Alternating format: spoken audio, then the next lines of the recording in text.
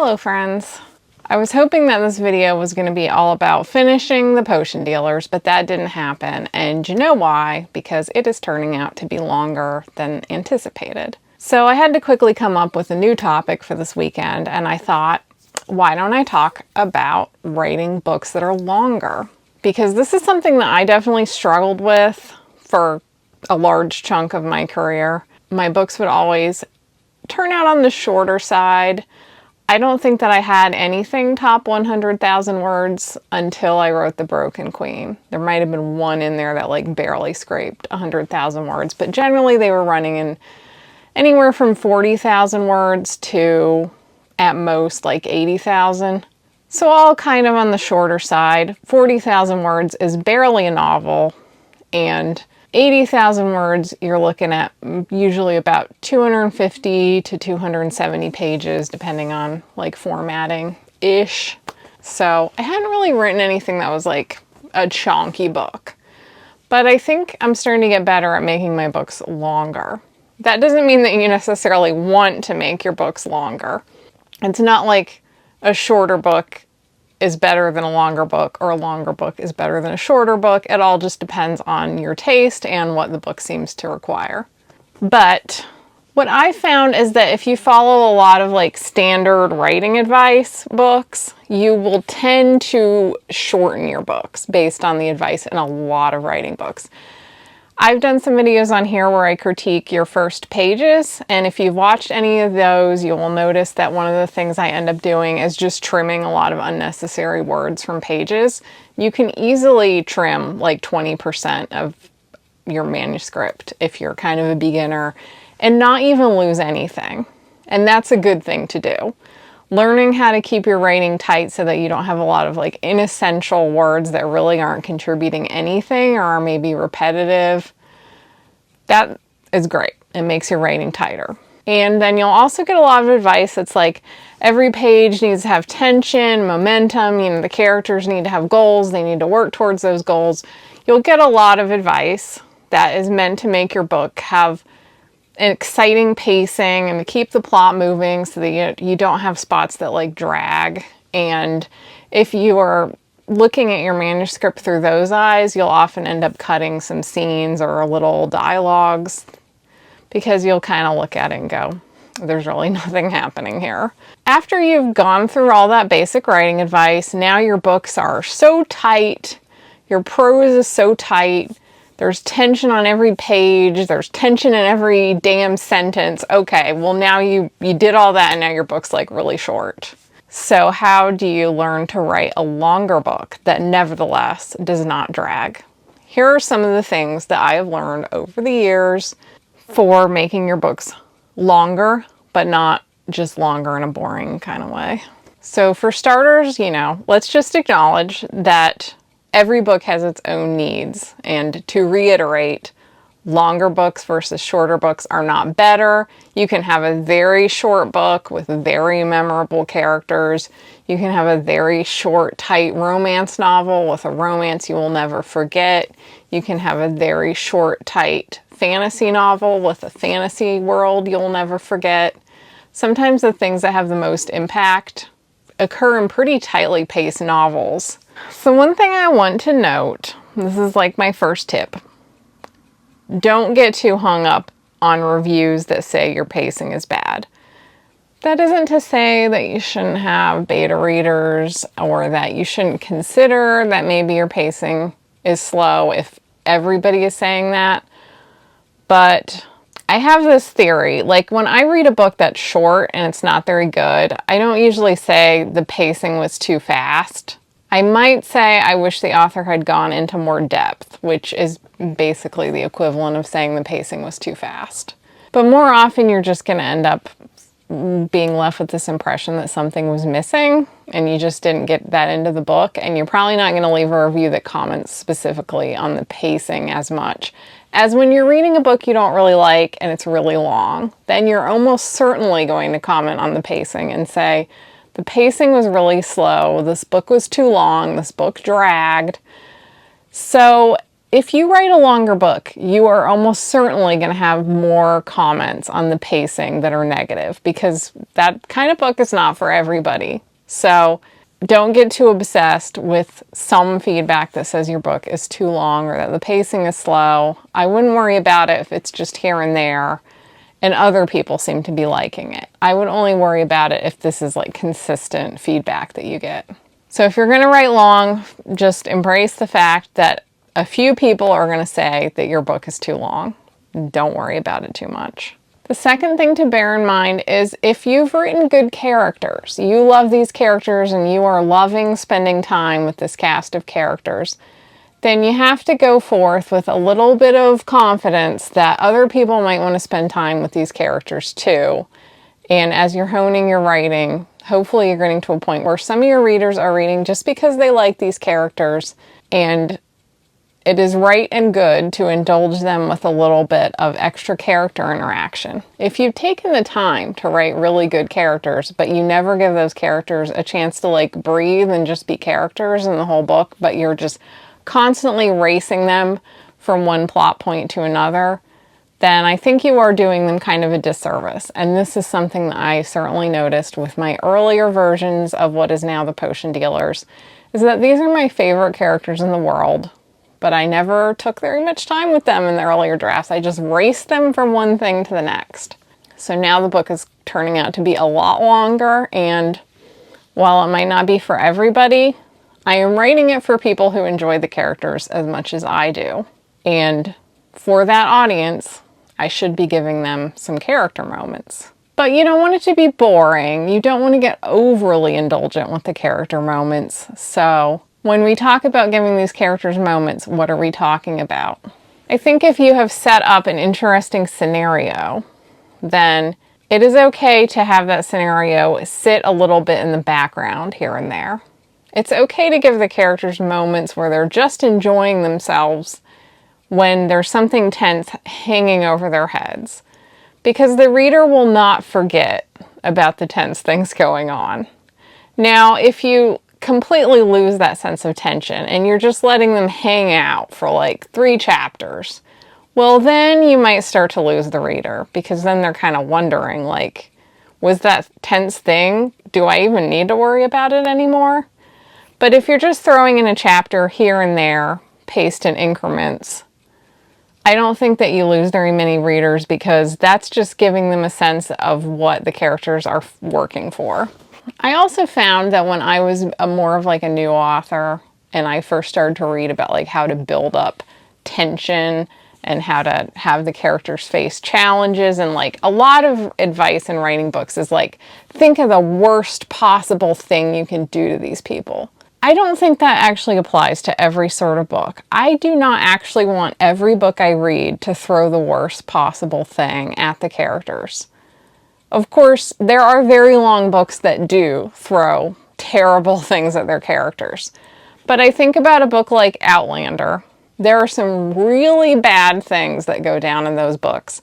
But then there are also parts in the series where it pulls way back, and the tension is based around just some like little domestic thing, something going on in like the community. Not every chapter is like Jamie being tortured or whatever. Sometimes the tension is actually a lot lower stakes. When you have a longer book, I think you're going to have a little bit of push and pull between really high stakes, and then you're going to give the reader a little room to breathe and a little room to remember, like, what are the high stakes for? Why do I like these characters?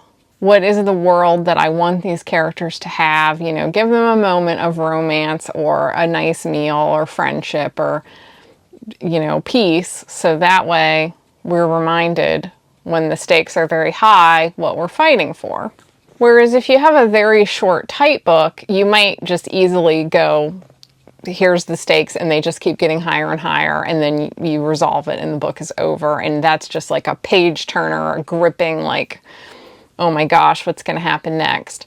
In a longer book, I think that the pacing is a little more like taking increasingly deep breaths. I don't know, that might be a weird metaphor, but like, you know, you're inhaling toward the first point of tension, and then you're exhaling and getting a little bit of relief, showing a little more of a character moment, and then you're inhaling to a slightly tenser moment, and then you're exhaling again and giving them a little bit of a breather, and then so on. So rather than just continually like escalating stakes, you might think about in your outline or your pacing giving them more of those breather moments and escalating the stakes, not continually, but in like more of a pulse.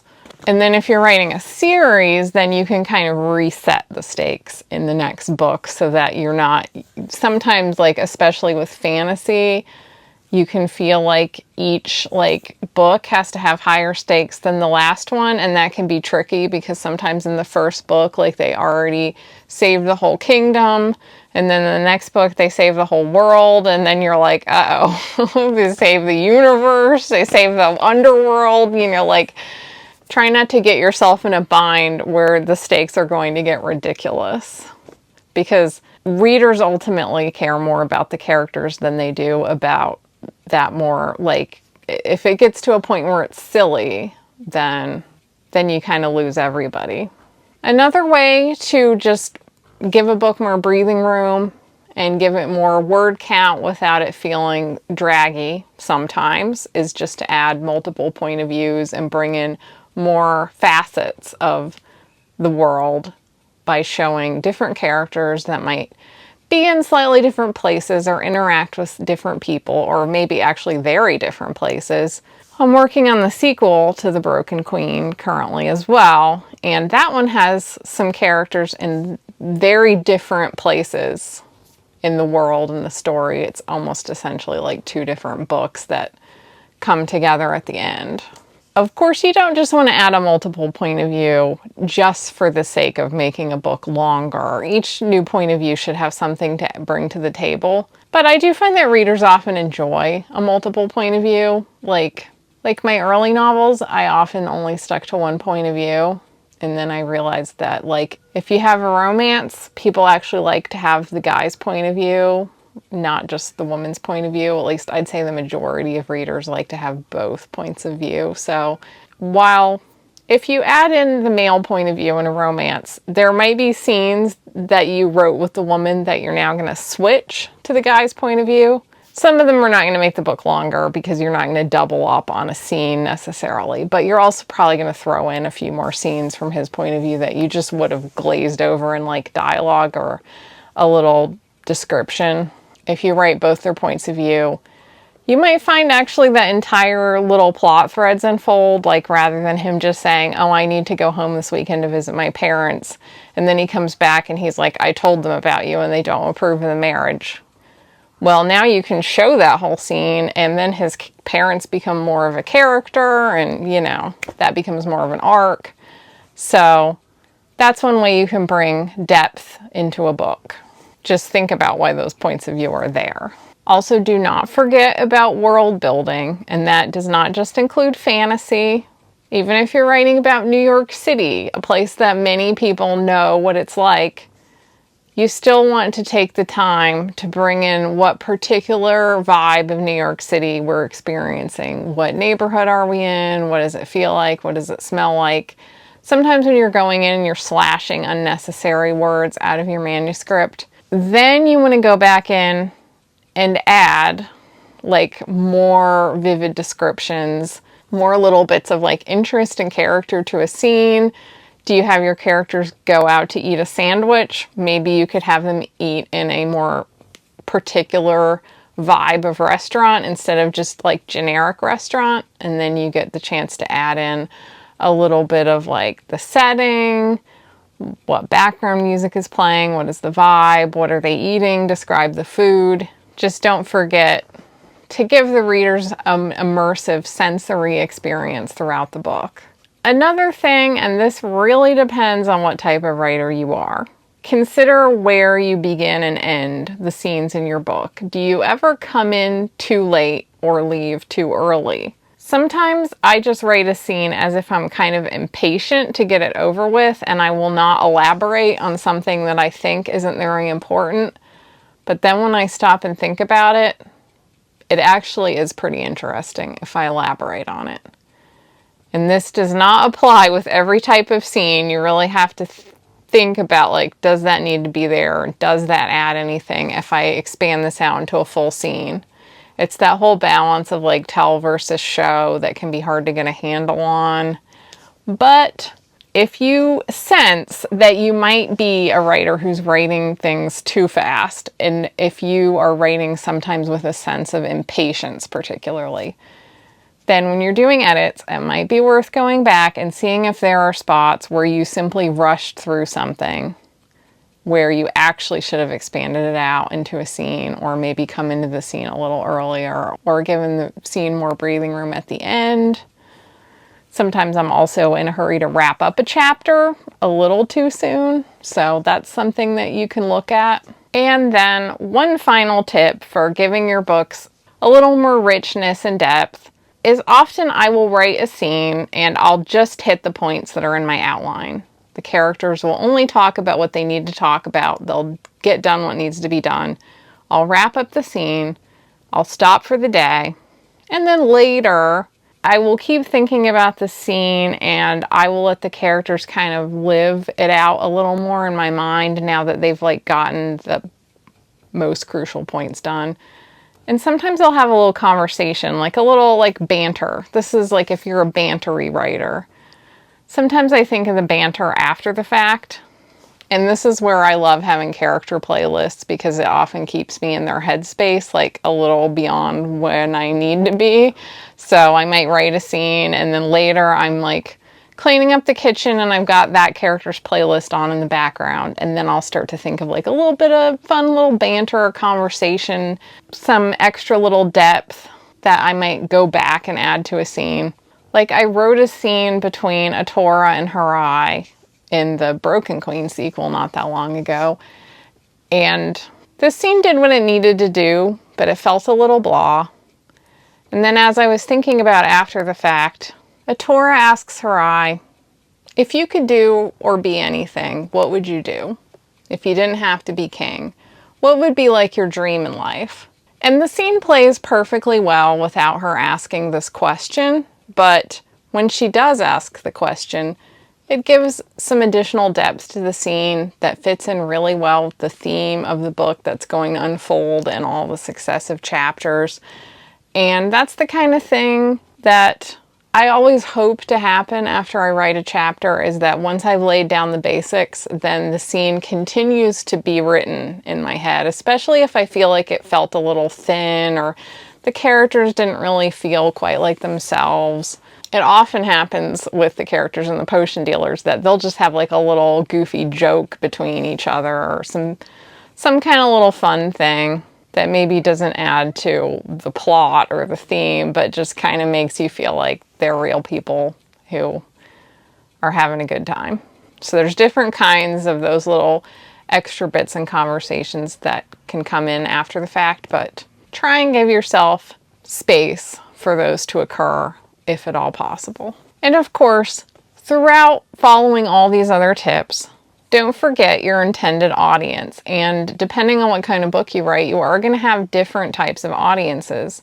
The audience for a cozy book versus like some book that's really founded on like a lot of tension is going to have a different type of pacing. You often probably are going to attract readers that expect something different, like no matter what you choose. I've had books that people have complained that the pacing was both too slow and too fast, even though the book was really short. So as with any kind of book, it's important to remember, what is your audience? What is the type of reader that you're hoping to please and like keep with you always? Probably the kind of reader that's a little bit like yourself. And that's the kind of person you're aiming to please. So if you really like longer books that have a lot of character moments and immersive world building or a lot of fun dialogue between the characters or whatever, if you are that type of reader, then chances are that's the kind of reader that you want to read your books to. Over the years, I have realized that my favorite kind of fantasy books are usually like multi-book series where I can get kind of immersed in the world. So that's the kind of experience that I want to deliver to my readers, and therefore I should be thinking about how to make my books feel a little more immersive, and they probably should be a little longer. And that is why when I wrote The Broken Queen, I really worked hard on giving that book room to breathe and not just racing through the plot, which I could have absolutely done. I probably could have executed that plot in half the word count, but I truly don't think that that story would have been served well at all if I had done that. So those are all the things that I've learned so far about writing longer, and not just longer, but hopefully more immersive and memorable books. I hope this was helpful. Thank you so much for watching, whether you're new to the channel or you've been around for a while. My name is Lydia Foxglove, and this channel is about the creative life in general, both the practical, financial, emotional side of it, and writing in particular, like writing craft and things like that. So if any of that sounds good to you, I'd love to have you stick around.